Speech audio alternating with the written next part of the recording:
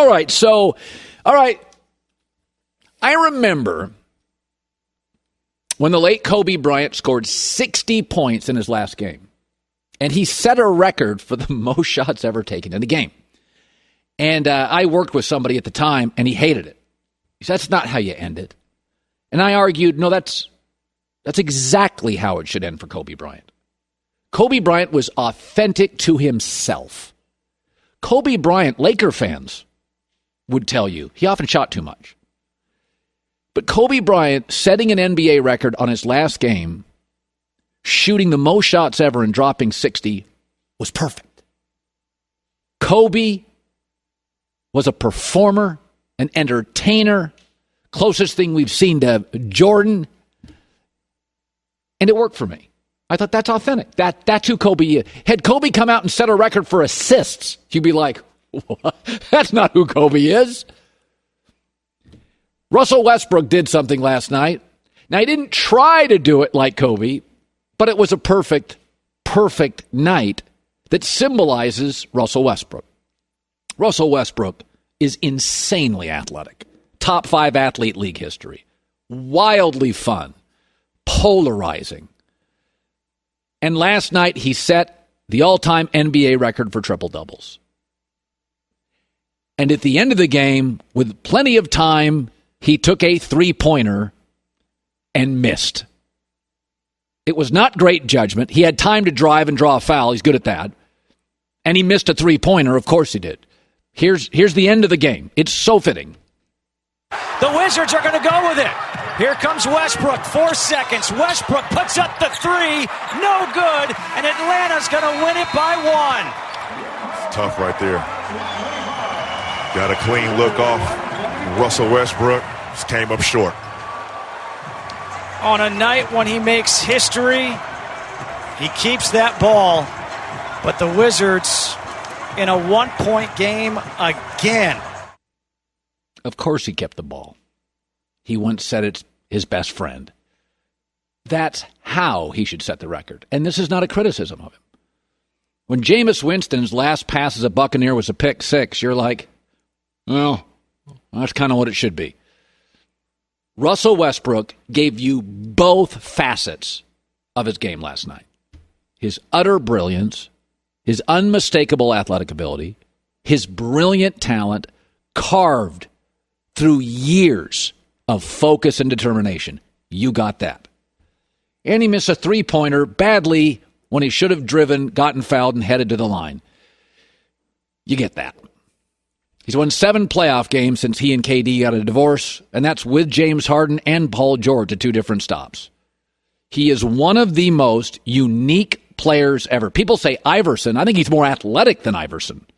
I think he's stronger than Iverson. I think he's more vertical than Iverson. He may not be as fast. I'm not sure anybody's ever been as fast as Iverson. But you got a little of both yesterday. In fact, you got a lot of both. Can't really shoot. Judgment sometimes we don't love.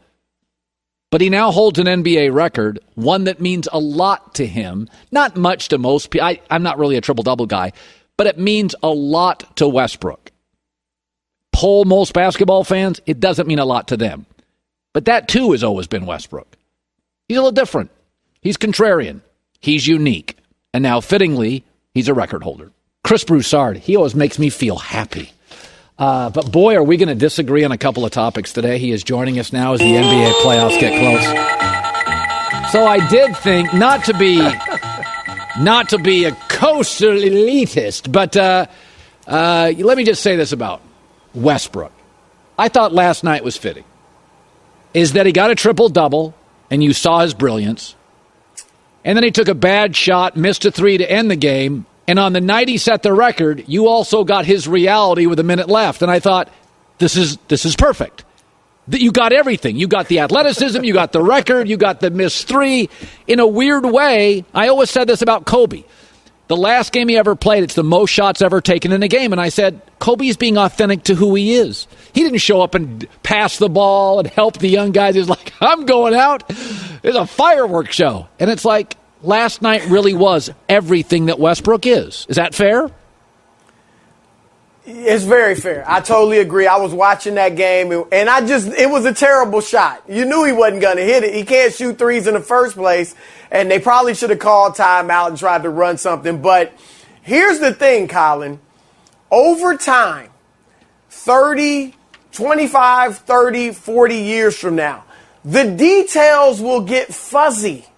Okay, you know this. So even 10, 15 years from now, we won't remember, or the newcomers certainly won't remember, Westbrook, he really didn't know how to play time and score. He played the last 2 minutes like it was the middle of the second quarter. He just played every minute the same, never adjusted. All that'll be lost. And all people will look at is, wow, this dude averaged a triple-double for 4 seasons. That's it. And he will be a legend. As I've said many times on this show, Colin, he will be a legend and he will be an icon. Yeah. Now, I'm going to say something that's going to throw you off. Let me ask you this. Your problem, and the problem that many people have with Westbrook, is they don't think he can win, right? Yeah, I mean, it's his self-awareness. I think that's what makes great players great, is not just athletic ability. These guys are all talented. It's an understanding of what you do well, what you don't do well, elevating others. I think he plays in a tunnel and just, he doesn't have a broad view of the world. It's sort of, this is what I do and I'm going to do it and I'm not going to change it. And I think that's not really going to lead you to championships.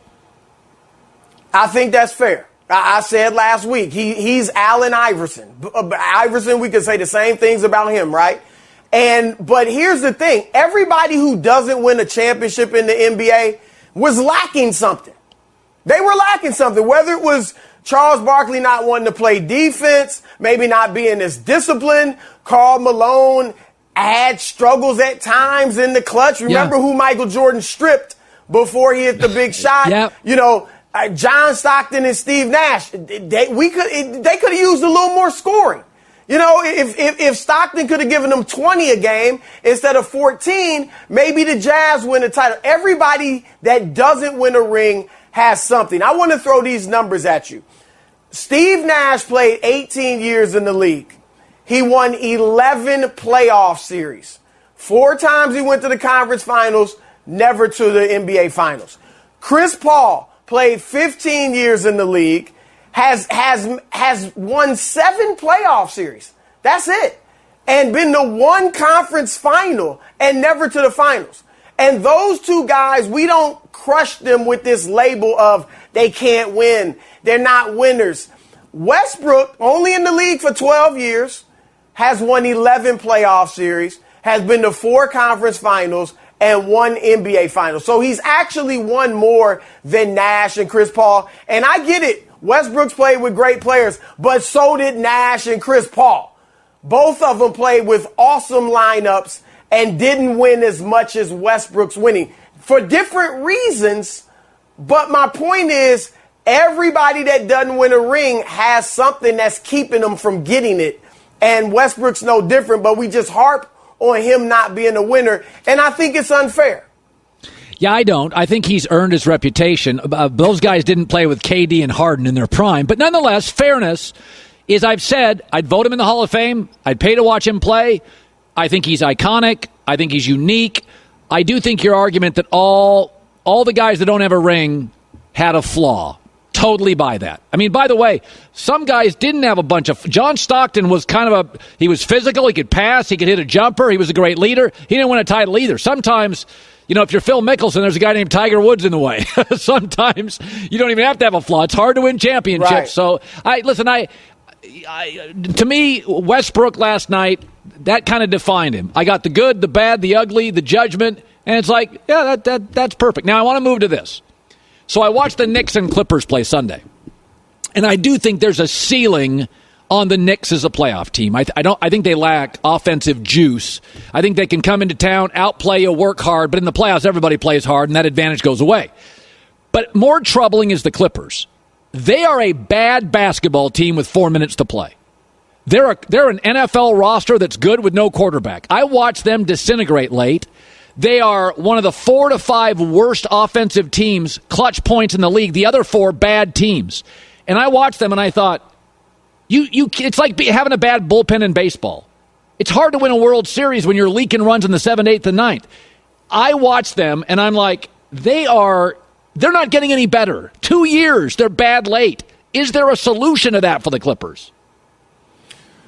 Well, the solution is supposed to be Rajon Rondo. Right. And I agree. Watching that game against the Knicks, it was like, what are they doing? It degenerated into just give it to Kawhi or give it to Paul George and watch him go, right?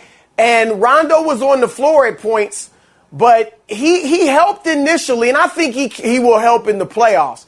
But that is their Achilles heel, is what they do in the last few minutes of the game. They want to put the ball in his hands and have him get it to those guys in the right spots. But I agree it's a concern. But I will say this about them, Colin. They are the only team. If LeBron plays every playoff game, and he's roughly 85 to 90% or better as time goes on, and Anthony Davis truly is back to what he's been the last 2 games, then I think the only team with a legitimate chance of beating the Lakers in the West is the Clippers. Because every other series, the Lakers have by far 2 of the 3 best players on the floor, if not the 2 best. Utah doesn't scare you. Phoenix doesn't scare you. Denver does not scare you, especially without Jamal Murray.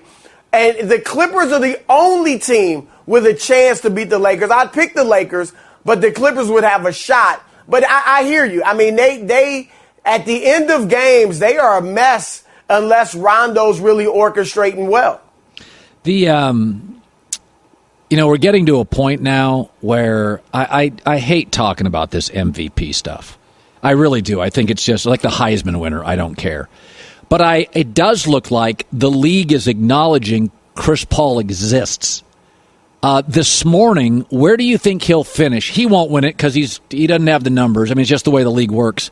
Right. But it does feel like the last 3 or 4 weeks, people are coming to terms with, yeah, this is kind of embarrassing. He's not in the top 5. Where do you think Chris Paul finishes in the MVP voting? I do think he'll be in the top 5. It'll probably be, if I had to name, I'd say 4.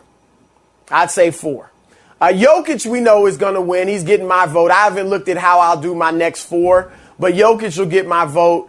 But Giannis may be second. We know this is a year where, look, I would have had James Harden, Joel Embiid, and probably LeBron all ahead of Jokic had they not been injured and missed so many games. So it's an off year, but I agree with you. What the turnaround in Phoenix, and I do have to say this. The Suns, not taking anything away from Chris because he's been the leader that they need, and he's hit big shots too. But they were 8-0 in the bubble. Oh, okay, it was the bubble. I get it. From January on last year, they played above 500 basketball. Yeah. And remember, DeAndre Ayton was out for a big chunk of last year.